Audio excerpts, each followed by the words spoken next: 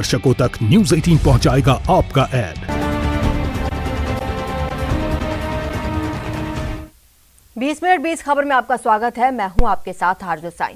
हम अगले 20 मिनट में आपको देश दुनिया के 20 ऐसी खबरें बताने वाले हैं जो इस वक्त न केवल सुर्खियों में हैं बल्कि दिलचस्प और अहम भी हैं। तो शुरू करते हैं 20 मिनट में 20 खबरों का सिलसिला। सबसे पहले देखेंगे कि राजस्थान की कौन कौन सी खबर इस वक्त अहम है। आपदा में अफसर को अगर गलत अर्थ में लिया जाए तो फिर क्या होगा, इन तस्वीरों को देखकर आपको समझ आ जाएगा। तेल का टैंकर पलटा पड़ा है। किसी को इस बात से कोई लेना देना नहीं कि इस टैंकर के चालक का क्या हुआ। लोगों को तो बस इस टैंकर से बह निकले तेल को समेटने की फिक्र है जो खेतों में घुटनों तक भर गया है। तेल की लूट की ये तस्वीरें कोटपुतली के बगरू से आई है, जहां टैंकर पलटने से लोगों को तेल लूटने का मौका मिल गया है। आप देख सकते हैं कि जो मिला वो उसी में तेल समेटने की जल्दी में है। कोई बाल्टी ले आया तो कोई डब्बा, कोई छोटा ड्रम लेकर आया तो कोई बड़े से ड्रम को भरने की जद्दोजहद में लगा है। बताया जा रहा है कि गांधीधाम से सोयाबीन ऑयल लेकर ये टैंकर अलवर जा रहा था और बगरू में एक नीलगाय को बचाने के चक्कर में ये टैंकर बेकाबू हो गया और सड़क किनारे पलट गया। टैंकर पलटने से इसमें भरा सोयाबीन ऑयल बहते हुए खेतों में भर गया। उसी ऑयल को समेटने के लिए आसपास के लोग जमा हो गए और तेल की लूट शुरू कर दी। बाद में पुलिस मौके पर पहुंची और तेल लूट रहे लोगों को वहां से भगाया। वैसे आपको बता दें कि तेल की ऐसी लूट बेहद खतरनाक होती है, क्योंकि सोयाबीन ऑयल भी काफी ज्वलनशील होता है और एक छोटी सी चिंगारी से बड़ा हादसा हो सकता है। पहले भी तेल की ऐसी ही लूट की वजह से बड़े हादसे होते रहे हैं, फिर भी लोग हैं कि जब भी ऐसे हादसे होते हैं पहुंच जाते हैं तेल लूटने।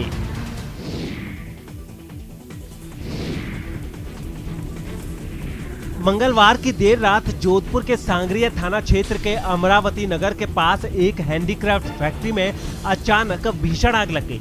लकड़ी और केमिकल का सामान फैक्ट्री में होने की वजह से देखते ही देखते आग ने विकराल रूप धारण कर लिया और पास की 2 अन्य फैक्ट्रियों को भी अपनी जद में ले लिया।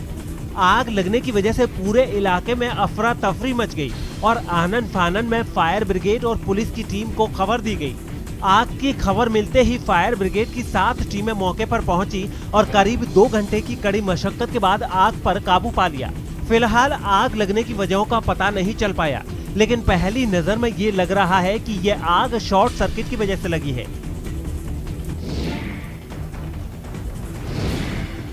टोंक से रोंगटे खड़े कर देने वाली एक तस्वीर सामने आई है, जहां एक ट्रैक्टर ने 60 साल के एक बुजुर्ग को टक्कर मार दी, जिससे उनकी मौके पर ही मौत हो गई। यह हादसा ट्रक और ट्रैक्टर के बीच हुई टक्कर की वजह से हुआ, जिसमें सड़क किनारे बैठे उस बुजुर्ग की जान चली गई। हादसे का जो वीडियो सामने आया उसमें ट्रैक्टर सड़क पर खड़ा दिखाई दिया और उसके सामने थोड़ी ही दूर पर 3 लोग बैठकर बातें करते नजर आए। तभी वो ट्रक भी वहां आ गया और मुड़ने के दौरान उसने वहां खड़े ट्रैक्टर में पीछे से टक्कर मार दी। इसके बाद वो ट्रैक्टर अचानक तेजी से आगे की तरफ बढ़ा और वहां बैठे बुजुर्ग को रौंदता हुआ आगे चला गया। इस दौरान वहां बैठे बाकी 2 लोगों की नजर वक्त रहते उस ट्रैक्टर पर चली गई, जिससे उनकी जान बच गई। बताया गया है कि ट्रक से टक्कर होने के बाद ट्रैक्टर अपने आप स्टार्ट हो गया था, जिसकी वजह से ये हादसा हो गया।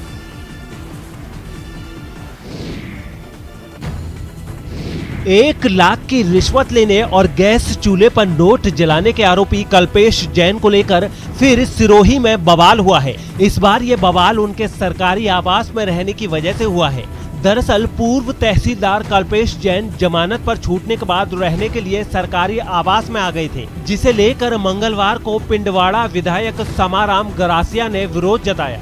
विधायक का कहना है कि रिश्वतखोरी के आरोपी और निलंबित तहसीलदार का यूं सरकारी आवास में रहना गैर कानूनी है और उनसे तुरंत सरकारी आवास खाली कराया जाना चाहिए। मैंने तहसीलदार साहब को फोन किया करके मैंने कलेक्टर साहब को लिखा है।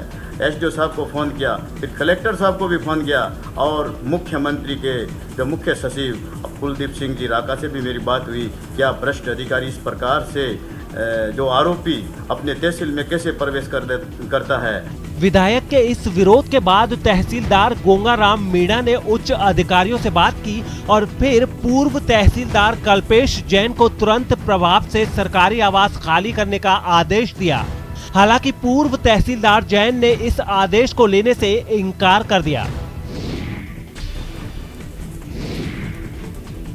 भीलवाड़ा में मिशन अगेंस्ट कोरोना की कमान संभाल रहे जिला कलेक्टर शिव प्रसाद एम नकाते ने एक बार फिर ग्रामीण क्षेत्रों में घर घर जाकर लोगों से बात की। इस दौरान उन्होंने कोरोना महामारी को लेकर जारी लॉकडाउन और प्रशासन की ओर से कोविड-19 हेल्थ मैनेजमेंट सिस्टम के तहत की गई तैयारियों का भी जायजा लिया। जिला कलेक्टर ने लाडपुरा, माजी साहब का खेड़ा, मांडलगढ़ और बिजौलिया समेत कई गांवों का निरीक्षण किया और खुद कई घरों तक जाकर तीसरी बार चल रहे door to door health survey का आम लोगों से री-वेरिफिकेशन किया। कलेक्टर ने आम लोगों से बीएलओ, एएनएम और आशा सहयोगिनियों की ओर से किए गए सर्वे को लेकर भी जानकारी ली।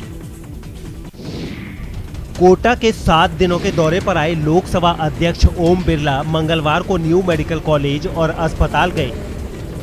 इस दौरान वे और उनके ओएसडी पीपीई किट पहनकर कोविड मरीजों के बीच पहुंच गए। मरीजों से मुलाकात के दौरान ओम बिरला ने उनसे हालचाल पूछा और हिम्मत बनाए रखने की बात कही। खास बात ये रही कि पीपीई किट पहने होने की वजह से कई मरीज लोकसभा अध्यक्ष ओम बिरला को पहचान ही नहीं पाए। जब मेडिकल कॉलेज के प्राचार्य डॉक्टर विजय सरदाना ने उनका परिचय करवाया तो मरीज और तीमारदार चौंक गए। उन्होंने कहा कि जब उनके अपने संक्रमण के डर से आने से कतरा रहे हैं तो वे लोकसभा अध्यक्ष के यहां आने की उम्मीद नहीं कर सकते थे। लोकसभा अध्यक्ष ओम बिरला यहां के तीनों वार्डों में गए और कई मरीजों से बात की, साथ ही हर संभव मदद का भरोसा भी दिलाया। श्री गंगानगर में इन दिनों वन विभाग की ओर से 17 लाख औषधीय पौधे तैयार किए जा रहे हैं। इन औषधीय पौधों में तुलसी, गिलोय, अश्वगंधा और कालमेघ के पौधे शामिल हैं। खास बात यह है कि आने वाले मॉनसून के दौरान इन पौधों को घर घर फ्री में वितरित किया जाएगा। फ्री में पौधे के वितरण के साथ साथ आम लोगों को औषधीय गुणों की जानकारी देने के लिए व्यापक जागरूकता अभियान भी चलाया जाएगा ताकि इन औषधीय गुणों से युक्त पौधों के इस्तेमाल से इम्यूनिटी बढ़ाई जा सके। पूरे राजस्थान में जो 1 करोड़ 26 लाख परिवार हैं, इनको 5 वर्ष में हम हर घर में 3 बार 8 पौधे उपलब्ध कराएंगे। अपनी जो महत्वपूर्ण औषधियां हैं जिनमें कि 4 प्रजातियां मुख्य रूप से हैं, गिलोय, अश्वगंधा, कालमेघ और तुलसी। तो इस योजना का मूल उद्देश्य जो है कि प्राकृतिक इम्यूनिटी बढ़ाने का, लोगों को हमारी जो पारंपरिक जो प्राचीन काल में औषधियों का जो इस्तेमाल होता था उसके बारे में जानकारी देने का।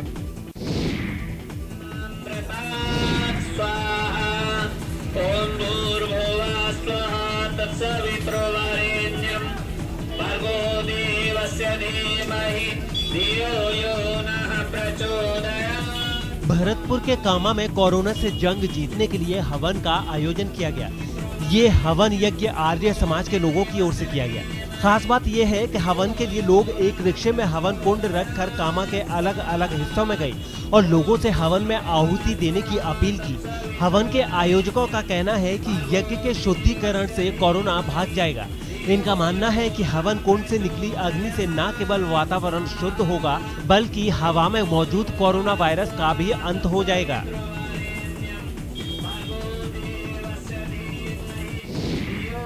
कोरोना काल में जहां एक तरफ अस्पतालों में भयानक स्थिति देखने को मिल रही है, वहीं जंगलों से खुशखबरी आ रही है जो आंखों को सुकून देने वाली है। पिछले 1 महीने से इंसानों की दखल जंगलों में खत्म हो गई है, जिसकी वजह से जंगली जानवरों की स्वच्छंदता बढ़ गई है।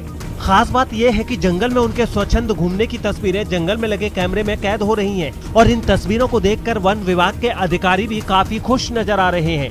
पाली के अरावली पर्वतमाला और राजसमंद के क्षेत्र में बड़ी संख्या में पैंथर मिलते हैं। पहले तो ये पैंथर इंसानों को देखकर सकपका जाते थे, लेकिन अब ये बेफिक्र हो गए हैं। कुछ ऐसा ही हाल यहाँ रहने वाले भालुओं का भी है। इन जानवरों की ऐसी बेफिक्री देखकर अंदाजा लगा सकते हैं कि उन दिनों ये जानवर कितने बेफिक्र रहते होंगे जब जंगल से इंसान दूर रहा करते थे और पूरे जंगल पर इन्हीं का राज होता था।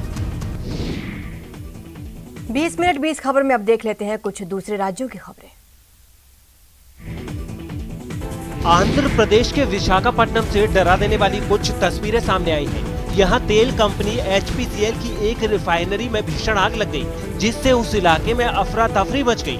बताया गया है कि इससे पहले वहां एक धमाका हुआ। इस धमाके के बाद उस रिफाइनरी में आग फैलती चली गई। वहां से उठती आग की ऊंची ऊंची लपटों को देखकर लोग घबरा गए। आग लगते ही वहां मौजूद कर्मचारी जान बचाने के लिए बाहर की तरफ भागे। इस बीच रिफाइनरी से निकल रहे धुएं ने सबकी धड़कनें कुछ पल के लिए थाम कर रख दी। काफी देर तक वहां से काला धुआं आसमान की तरफ उठता रहा, जो कि कुछ ही देर में पूरे इलाके में फैल गया। ऐसे में लोगों को ये डर सताने लगा कि उन्हें आग का इससे ज्यादा भयानक रूप कहीं देखने को न मिल जाए। लोग अपने मकानों की छत से ये तस्वीरें अपने फोन में रिकॉर्ड करने लगे। हालांकि फायर ब्रिगेड की कुछ गाड़ियां वहां पहुंची और दमकल कर्मियों ने कड़ी मेहनत के बाद आग को बुझा लिया। हरियाणा के पलवल से हैरान कर देने वाला एक वीडियो सामने आया है, जिसमें पड़ोस में रहने वाले दो परिवारों के बीच जमकर मारपीट हुई। इस मारपीट का पता चलने के बाद पुलिस ने इस मामले में जांच शुरू कर दी। बताया गया है कि इनमें से एक परिवार ने अपने घर में सुंदरकांड का पाठ रखा था, जिस पर उनके पड़ोसी नाराज हो गए और उन्होंने पूजा कराने पहुंचे पंडितों और अपने पड़ोसियों पर हमला कर दिया, जो कि सामने आई वीडियो में भी साफ दिखा। उस परिवार के एक सदस्य ने अपने घर की महिला को डंडा लाकर दिया, जिसके बाद उसने पड़ोस में रहने वाली 85 साल की एक बुजुर्ग को उससे खूब मारा। वो बुजुर्ग भी उससे डंडे से मारने की कोशिश करती दिखी। इस बीच उनकी बहू उन्हें बचाने के लिए आगे आ गई, लेकिन उसे भी मारपीट करने वाली महिला और उसके घर के एक दूसरे सदस्य ने जमकर डंडों से पीटा। उनका लड़का भी बुजुर्ग से मारपीट करने में पीछे नहीं रहा। आखिरकार वो सड़क पर गिर गई। ऐसे में दूसरे परिवार के बाकी सदस्यों ने भी उन्हें नहीं बख्शा। दादी को और मेरी मम्मी को और मुझको मारा था। मध्य प्रदेश के बुरहानपुर में एक फरार आरोपी के अवैध ठिकाने पर कार्रवाई करते हुए प्रशासन ने उसे गिरा दिया। बताया गया है कि इम्तियाज खान नाम के बदमाश ने बिना इजाजत के इलाके की जमीन पर कब्जा करके वो मकान बनाया था, जिसे प्रशासन के अधिकारियों की निगरानी में गिरा दिया गया। उस 2 मंजिला मकान को गिराने के लिए मजदूरों के साथ एक खुदाई करने वाली मशीन भी लगाई गई। इस दौरान वहां मौजूद कुछ लोगों ने प्रशासन की कार्रवाई का विरोध करने की कोशिश भी की। इससे पहले कि विरोध तेज होता, वहां मौजूद पुलिस कर्मियों ने सभी लोगों पर सख्ती दिखाते हुए उन्हें हटा दिया। जिस शख्स का मकान गिराया गया, उस पर आदिवासियों की जमीन अधिग्रहण के मामले में फर्जीवाड़े का आरोप भी है। अतिक्रमण करके इस पे अवैध रूप से एक मकान बनाया गया था। बताया गया है कि फर्जीवाड़े के बाद से ही वो आरोपी फरार है, जिसकी तलाश में पुलिस जुटी हुई है। लखनऊ में नगर निगम के एक कर्मचारी की मौत पर ऐसा हंगामा हुआ कि पुलिस को लाठियां चलानी पड़ी। आरोपों के मुताबिक किसी मामूली विवाद के बाद एक शख्स ने नगर निगम के कर्मचारी को जानबूझकर कार से टक्कर मारी, जिससे उसकी मौत हो गई। और इस घटना के विरोध में नगर निगम के कर्मचारी गोमती नगर थाने का घेराव करने पहुंच गए। हालात संभालने के लिए पुलिस को लाठियां चलानी पड़ी। प्रदर्शनकारियों में बड़ी संख्या में महिलाएं भी थी। एक पुलिसकर्मी तो महिलाओं को भी डंडे से मारता हुआ दिखा। पुलिस का एक्शन शुरू होने के थोड़ी ही देर बाद धरना भी खत्म हो गया।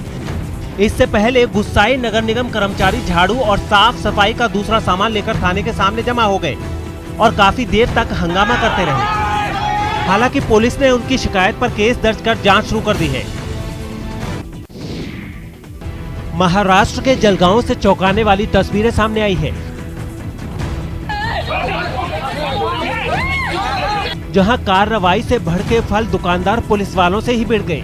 हंगामा उस वक्त शुरू हुआ जब एक इलाके में सुबह 11 बजे के बाद भी फल की कुछ दुकानें खुली थीं, जिसके बाद पुलिस ने उन पर एक्शन लेना शुरू कर दिया, जिस पर उन दुकानदारों को इतना गुस्सा आ गया कि वो पुलिस के साथ धक्का मुक्की करने लगे।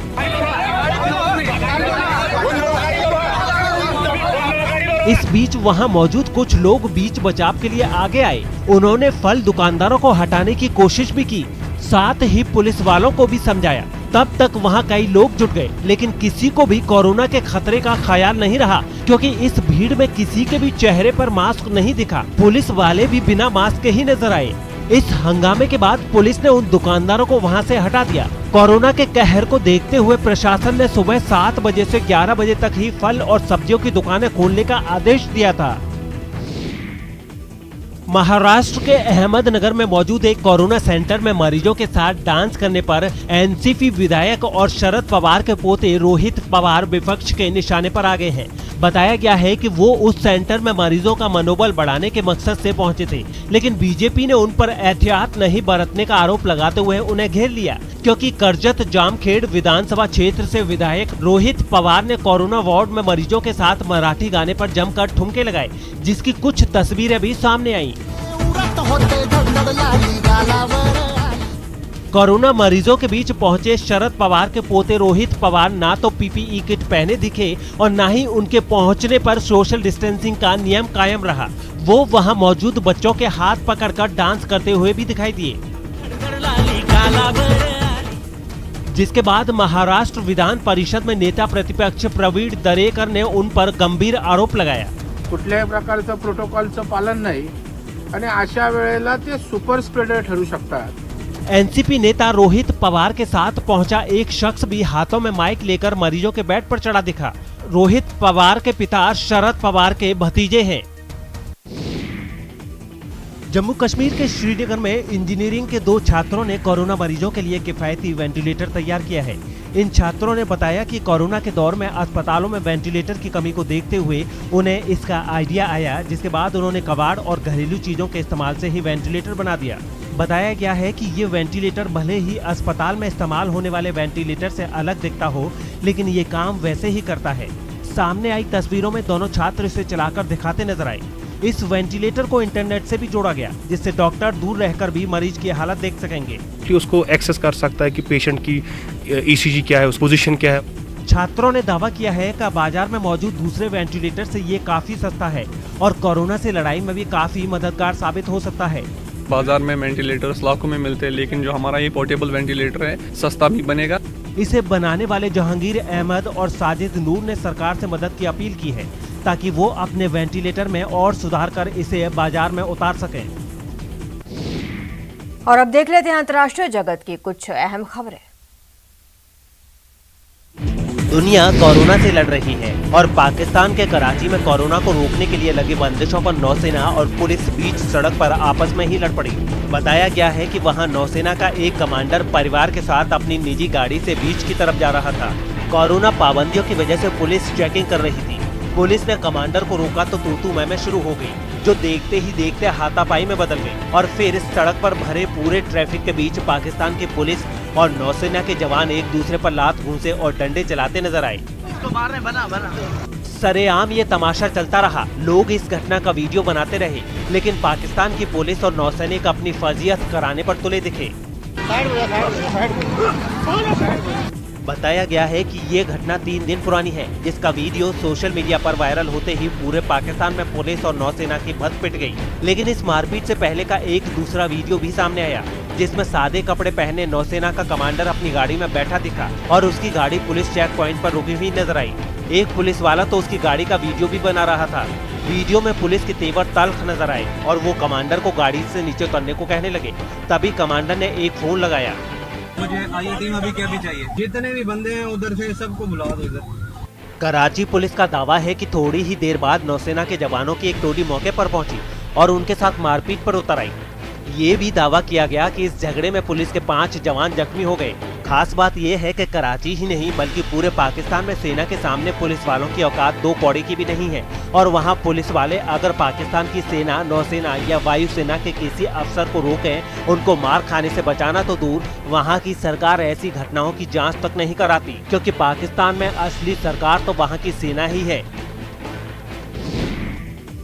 अफगानिस्तान में तालिबान और अफगानी सुरक्षा बल के बीच एक बार फिर जबरदस्त जंग छिड़ गई, जिसमें 50 से ज्यादा लड़ाकों को मार गिराने का दावा किया गया। अमेरिका अफगानिस्तान से अपने सैनिकों को हटाने की शुरुआत कर चुका है, लेकिन इसका फायदा उठाते हुए तालिबान अपनी ताकत बढ़ाने में जुट गया है और इसी वजह से एक बार फिर अफगानिस्तान के अलग अलग हिस्सों में भीषण जंग छिड़ गई है। वहां से लगमान इलाके से जो तस्वीरें सामने आई, उनमें अफगानी सैनिक तालिबान के लड़ाकों पर गोलियां बरसाते दिखाई दिए। एक सैनिक दीवार की आड़ लेकर दुश्मनों पर निशाना साधता दिखा। कांदाहार में भी तालिबान के ठिकानों पर जबरदस्त हवाई हमले किए गए। वहां से एक एयर स्ट्राइक का वीडियो सामने आया। दावा किया गया है कि इन हमलों में तालिबान को भारी नुकसान पहुंचा और उसके कई लड़ाके मारे गए, लेकिन इस जंग का सबसे ज्यादा खामियाजा वहां के लोगों को भुगतना पड़ा। लगमान में बड़ी तादाद में लोग घर छोड़कर भागने को मजबूर हो गए। सामने आई तस्वीरों में बड़ी तादाद में लोग सड़क किनारे टेंट लगाकर रहते दिखे। तालिबान और अफगानिस्तान के बीच जारी इस जंग में कई आम लोगों के मारे जाने की भी खबर है। गाजा पट्टी में सीज फायर के महज चौथे दिन ही पूर्वी यरूशलेम में दिन दहाड़े लोगों की भीड़ से भरे एक लाइट रेल स्टेशन पर चाकूबाजी की ऐसी वारदात हुई कि इलाके में शांति कायम करने की कोशिशों पर पानी फिर गया। हालांकि पुलिस की गोलियों ने फिलिस्तीन के उस हमलावर को भून डाला, लेकिन उससे पहले वो चाकू मारकर इजराइल के एक सैनिक और एक नागरिक को घायल कर चुका था, जिसके सामने आए वीडियो में चाकूबाज लाइट रेल स्टेशन की तरफ दौड़ते हुए आता देखा। अचानक उसने वहां खड़े इजरायली सैनिक की पीठ पर चाकू घोंपा और रफू चक्कर हो गया, लेकिन सैनिक ने भी उसे छोड़ा नहीं, वो भी उसके पीछे भागा। इसके बाद जो तस्वीरें सामने आई, उनमें बीच सड़क पर एनकाउंटर होता नजर आया। पुलिस ने भागते हमलावर पर गोलियों की बौछार कर दी और सड़क पर दौड़ती गाड़ियों का शोर गोलियों की गूंज में दब गया। पुलिस की जवाबी कार्रवाई में हमलावर मारा तो गया, लेकिन उसकी करतूत की वजह से इजराइल की सेना का जवान जख्मी हो गया। तस्वीरों में उसकी पीठ पर चाकू भोंका हुआ देखा भी, लेकिन इसके बावजूद भी वो आराम से फर्श पर बैठा हुआ नजर आया। वारदात की खबर मिलते ही सुरक्षा एजेंसियों के कान खड़े हो गए। तुरंत पुलिस ने घटना स्थल पर डेरा जमा लिया। पूरे इलाके को सील कर दिया गया। इलाके की निगरानी के लिए हेलीकॉप्टर भी काम पर लगाए गए। सड़क पर गोलियों के खोखे और खून के धब्बे भी नजर आए।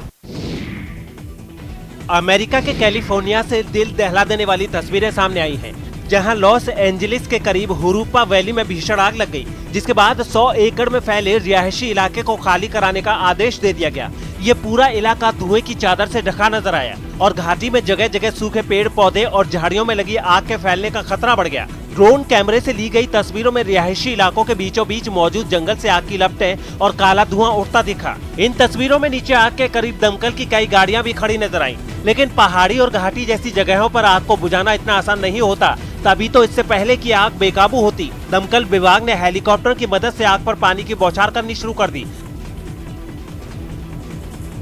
परेशानी की बात यह है कि इस घाटी के ऊपर 2 चौड़ी सड़कें भी हैं, जो आम लोगों के लिए आने जाने का रास्ता है, लेकिन आग से निकलता धुआं यहां तक भी पहुंचने लगा है। फिलहाल दमकल विभाग आग बुझाने की कोशिशों में जुटा है। हालांकि एक बड़े एरिया में आग लगने की वजह से इस काम में कुछ और वक्त लग सकता है। फिलहाल इतना ही। आप बने रहे हमारे साथ और देखते रहिए न्यूज़ 18 राजस्थान।